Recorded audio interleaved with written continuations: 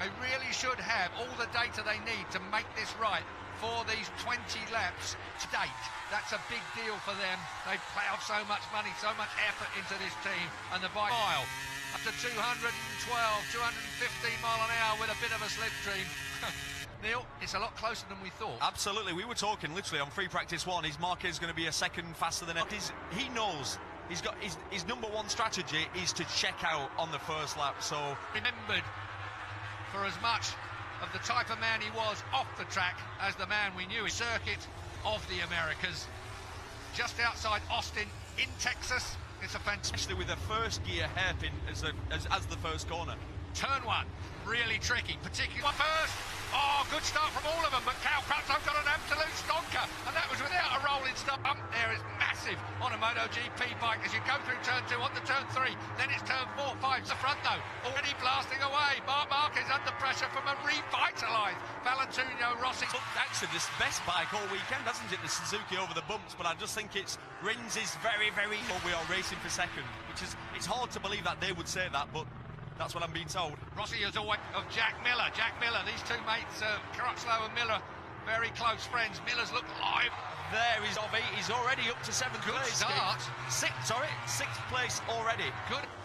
We know the thing grunts up the hill, so it's maybe just managed to pull him. But you know how clever he is. He puts himself. Not done any laps in these conditions. No one's put any more than 10 laps on a tyre, and that was free practice. Collection team and broke it off, and Davide Tonozzi lost his rag completely over that. We're right in the mix as well. I'm going to blow me brains with this one. Down at turn 11 we go, onto the back straight. Point warrior, Cal Crutchlow. He should not even be able to walk, let alone ride as well as he does. Brilliant. Come on. Paul Espargaro in 9th place. He's got Petrucci behind him, and Quartararo's in there. Bagnaia's there as well. Bagnaia's had Aleix Espargaro drops out of the race. Bit of a disaster. He's looked good this weekend as well. Yeah. So Marquez eases away. It was 0.6. It is 0.6, sorry, now. It was less than a second outside his best race pace of 2014, when the track was in much better order than it is now, and that's where state and shape this bike and this bloke is in around here.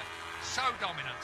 It's on the ones that, like, usually the anti-clockwise tracks, he loves left-handers. This corner here is real, it snaps from side to side. Look at Cal Crutchlow, all over Valentino Rossi.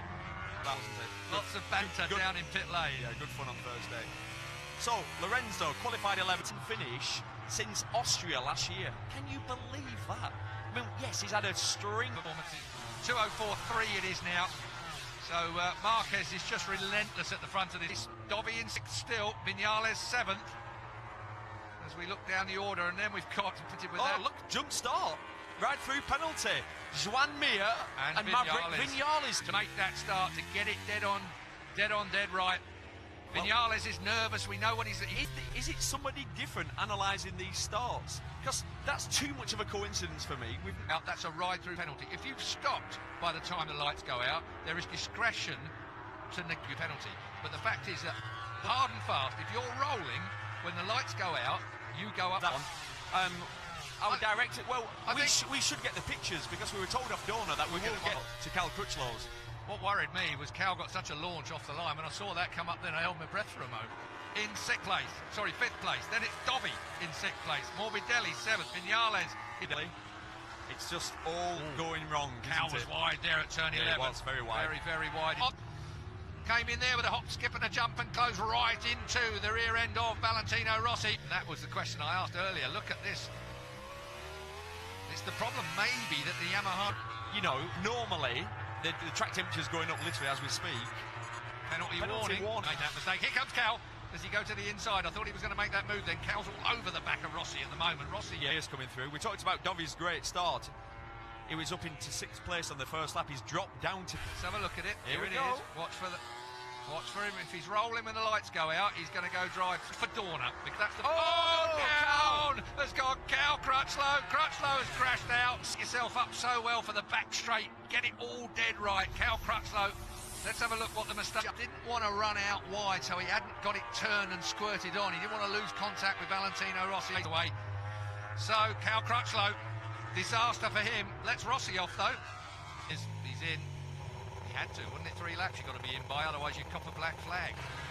Penalty loop. So he's done the penalty loop by mistake. Yeah, and he's got to do a ride through. That's the penalty loop at 13 and 4. Wait for for it. Here it goes. He's rolling. Oh, yeah, by a long way. Yeah, by a long way. A proper jump start there. I will not make that mistake again. Do you know what was funny there? Wayne Rainey and Kenny Roberts, of course, they were used to having the third bike on the bike point. He's not trying to second guess the lines. He goes when they go out, but that's, if you think about it, no, they should be across. I am convinced if we could look at data from last year, they'd be numerous. Not now, do they? I mean, having done Cal Crutchlow in Argentina, they physically cannot let anybody go. Not 30 seconds you lose here with the length of pit lane. Yeah. I think Cal lost 27, I think, and that's quite a long pit lane. Dino Rossi in second place, who has got a 0.4 of a second lead over Jack Miller.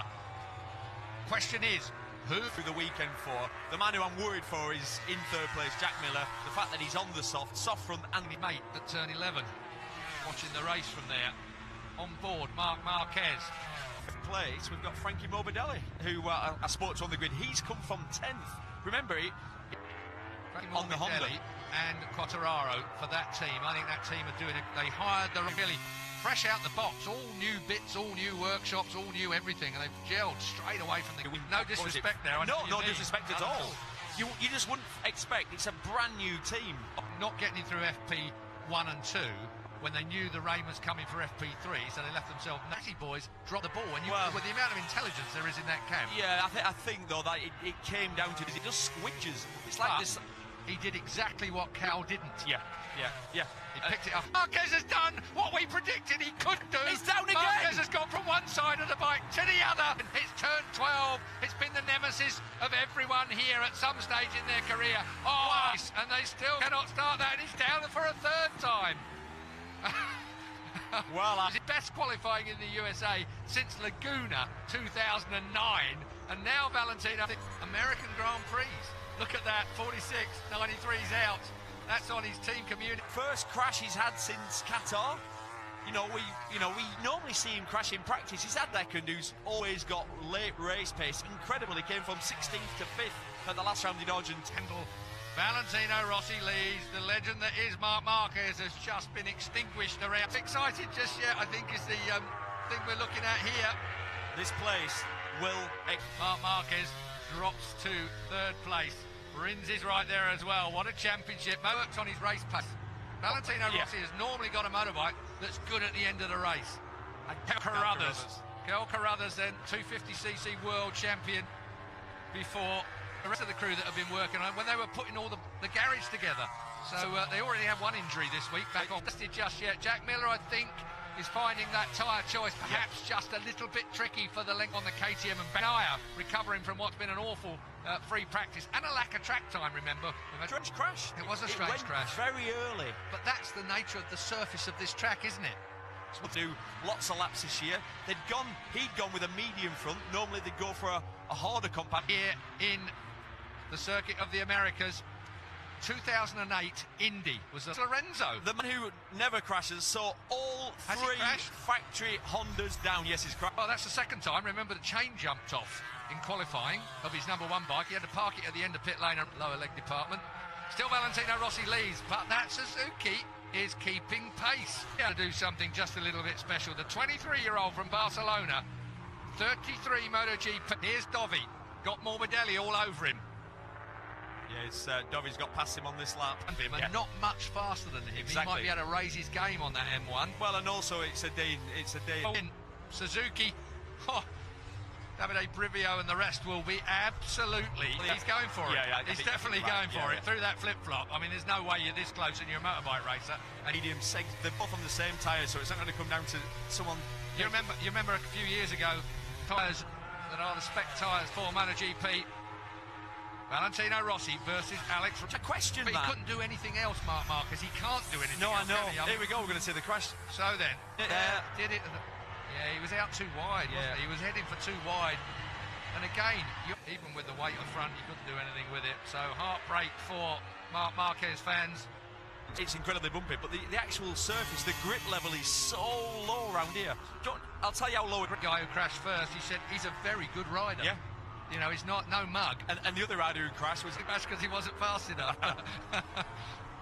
Yeah, so and here's Maverick making his way. Beryl Abraham. Next up is Tito Rabat on the 53 machine. Trouble is on that snake, you just can't find them and ticking by. He'll go past on the brakes as we come over 9 through 10 and down towards 11 into the break. Went through, and Carol Abraham thought, yeah, well, I'm going to come through with you as well, and he's taken Tito. Don't see much of Carol Abraham. Mile behind the number 1 KTM of Pol Espargaro. Yeah. He expected more. The words were, we thought he'd get up to speed quicker than he has done. That's just, in my view, that's just wrong. Performing so much better, that's when your argument falls apart. The only argument to back that up is you'd say it's either good or bad. That's either we're going to reduce some power, or we're going to really wind him right up. It's got to be or a little bit more. You'd assume a little bit less. That's normally you start with as much power. They were a bit lively over the hill and hitting a rev limiter, and that can create, exploded motors. I was looking through the starting from the back of the grid later on in the season. If that's the case, if you use an extra engine, you'll be getting a penalty. 20 on this massive circuit of the Americas track. Rossi leads, comes to the line. It will be. I think. Would you say that as well? Yeah, I would do, because in this situation, I think he's not a lunger. 5 seconds in front of Andrea Dovizioso. Well, he's been the best Ducati all weekend, bar none, hasn't he? If he wins there, he'll know there's a big gap to third place. If you Rins now, you'd have to just stay waiting for a block pass on the last lap. I think Rins is clever enough to do that. To think that one through. I think 4.5 laps to go then.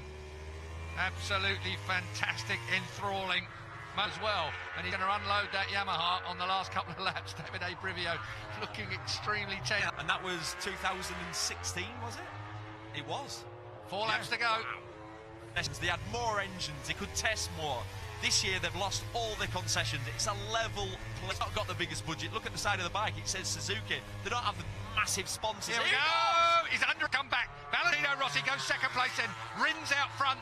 There is a whole host of legends that are going to be on the poster. Will be up there. But where will Rins be up there? Will it be top step? Will it be step 2? Will it be the room? Yeah, he just checked up. He could feel him coming up the inside.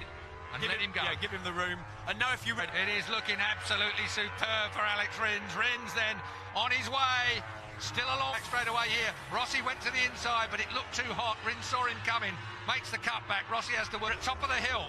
Bottom gear, dropping down through the order. This is a third place man. Jack Miller still there, looking comfortable in 10th place, a slip behind Taka Nakagami now. Rins, can he do it? Squared off by Maverick Viñales, his nemesis, who took all the glory. And from that moment, grafter. And if you want to win at this level, you've got to work. He hit the apex at Nakagami, the 30 has just gone past. That seems to me to be putting Iannone in a bit of a tiz because he's beginning to... Never, I thought he was just going to sit back. But with his body language, you can see Valentino climbing all over the motorcycle. So, Rins on that Suzuki. That's Miller going through the same corner, even if he doesn't make the pass on Miller. So, Dobby, how typical of the professor. The main man, Marquez... He's 2 seconds behind him now, 2 laps to go, and he's running a second a lap quicker.